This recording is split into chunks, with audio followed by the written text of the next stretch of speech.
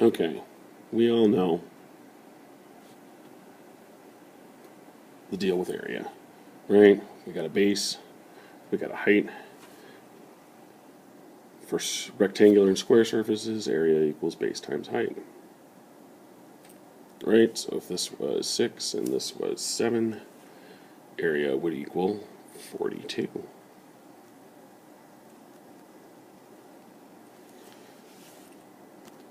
Then, we also have different shapes. You know that a triangle, right, is base times height divided by 2. Right, because every triangle can be thought of as just half of a square.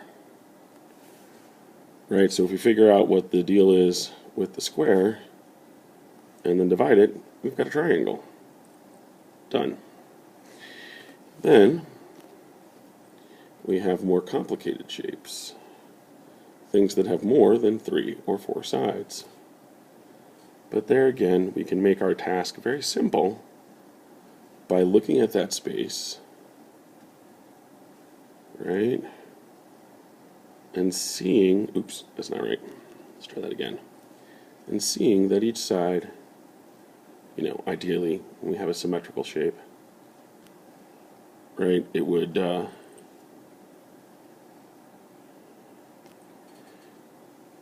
it can be, oops, it can be divided into triangles.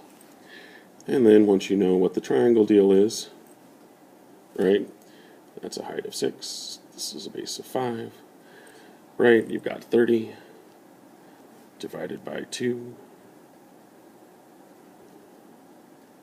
right, we know that one of these is 15, therefore this would have to be 15, this would have to be 15, this would have to be 15, this would have to be 15, and this would have to be 12. No, I'm kidding. It's 15 too.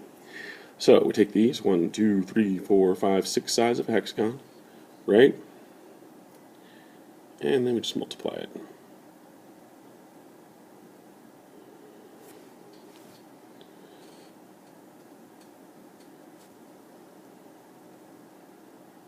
Right, and so that would be 90 units squared.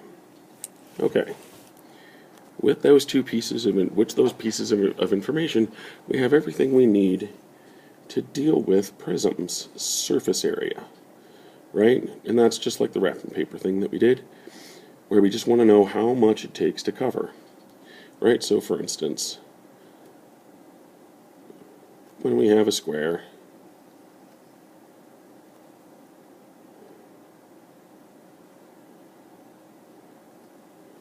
right? Basically what we're looking at is the area of different rectangles, right? This has area, this has area, and this has area, right? And they all have, because this is a rectangle prism, they all have two shapes, two pairs. And we can see that by drawing a net. Now all that a net really does, the only reason that we're all uptight and trying to draw these nets, right, is to make sure that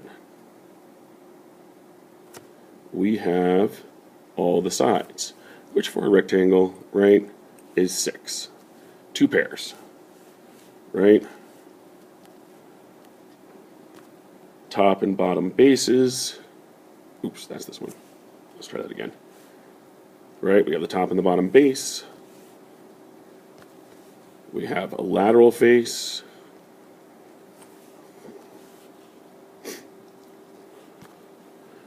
And another pair of lateral faces. Right? So there you go. Then the only challenge is making sure that you assign the right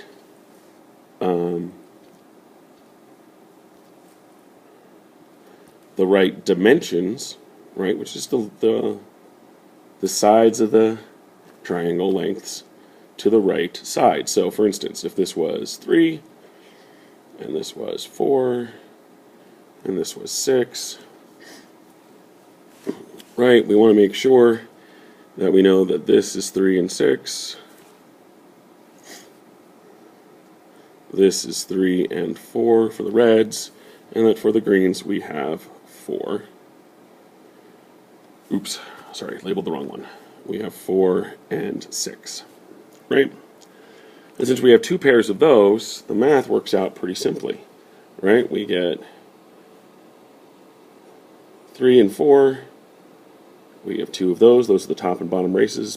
Those are the reds, right? Then we have 4 and 6. Those are 1 pair of lateral bases, right? And then we have 3 and 6, and that's the opposite side of lateral bases, right? Now that's gotten messy, but you get the idea. So this, let's just get this out of the way for a minute. All right, this would be 12, and we would double that because there are 2 of them.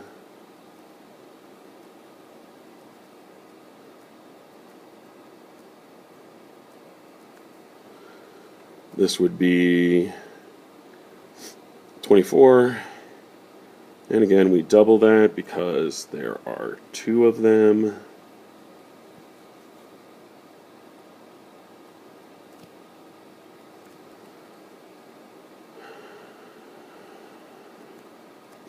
And this would be 18. Once again, we double that.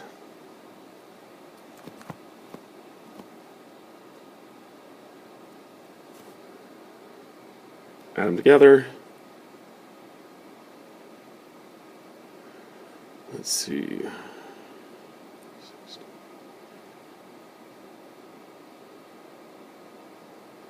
You get an area of 108 for the original figure. Okay, straightforward enough. Then we get triangles, right? Now, the triangles make themselves a little bit more complicated because they're not... You know what? Let's do this. Let's move that whole pizza square up a little higher so I have room to do the figuring. Okay, so that's ugly, but you get the idea. One more time. Strike 3 I'm at. Here I go. Right.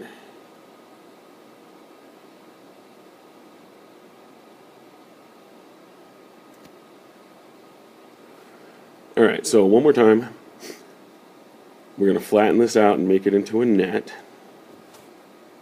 And again, the whole purpose of the net is just to recognize the surface area of this solid over here, right, translates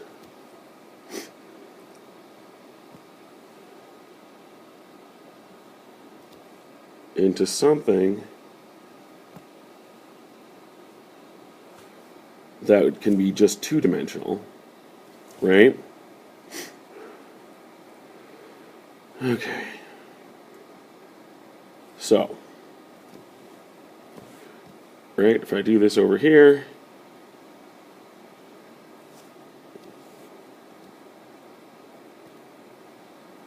here's my red surface, here's my top bases,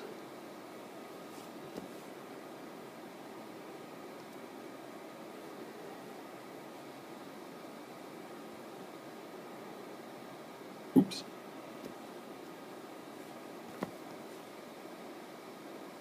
Here's the front base face that we see.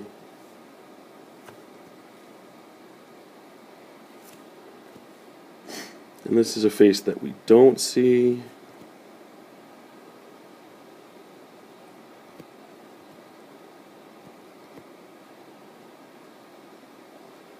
This would be behind the side facing away from us in that model of the triangular prism. So we don't see it. And then you would just need one more.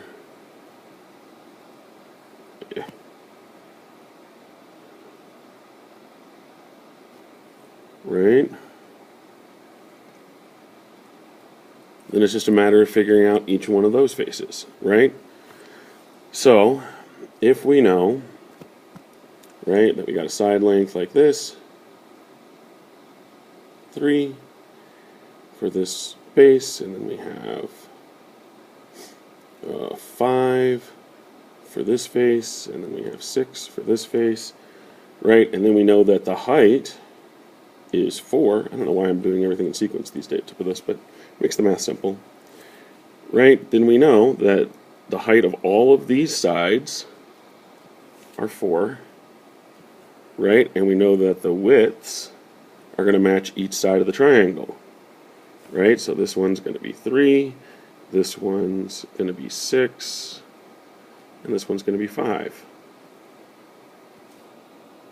Right, so we just find out the area of this triangle, right, which is, of course, using our formula,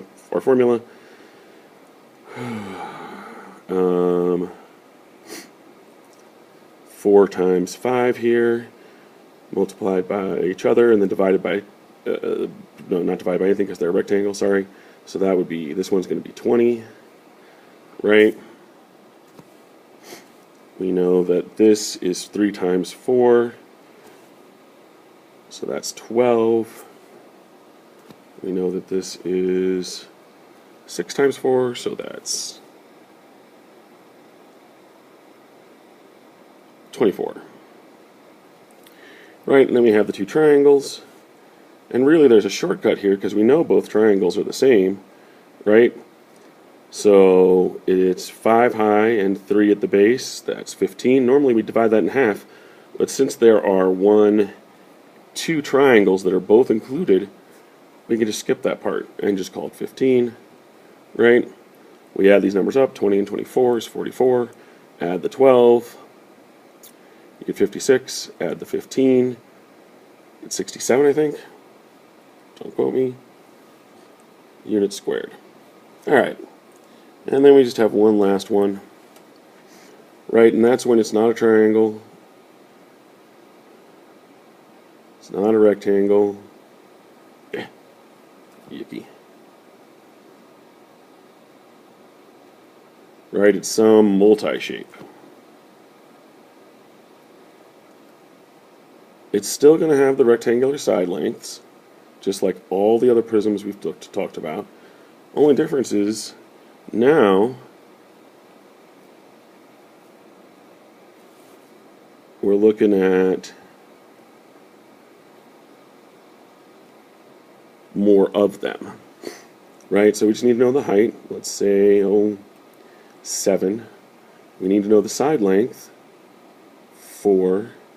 And we need to know the area into the center of our polygon, however many sides it has. Because once we have that, we can use that to figure out our polygon just like we have before, right? And then we just figure out what one side is, and all of the sides will be exactly the same, right? Because they're connecting these 2 polygons, right? These 2 bases, all of the lateral faces are connecting the 2 bases.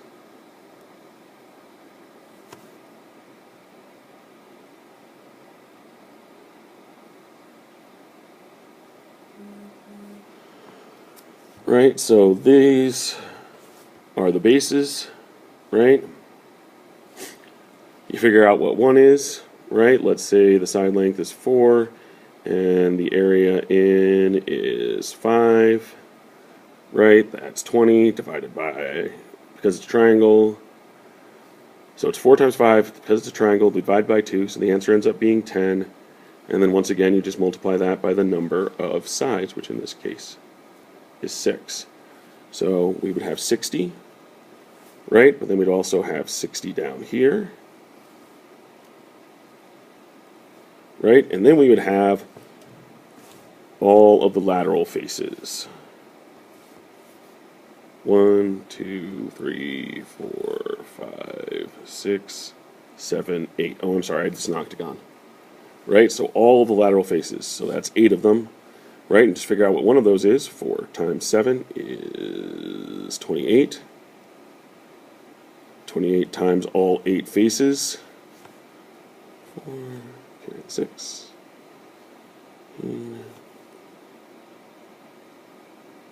22. And we're done. Add that to the 120. Right, and you get 344. So basically this is all just an exercise in visualizing the shapes and then putting them together and solving them.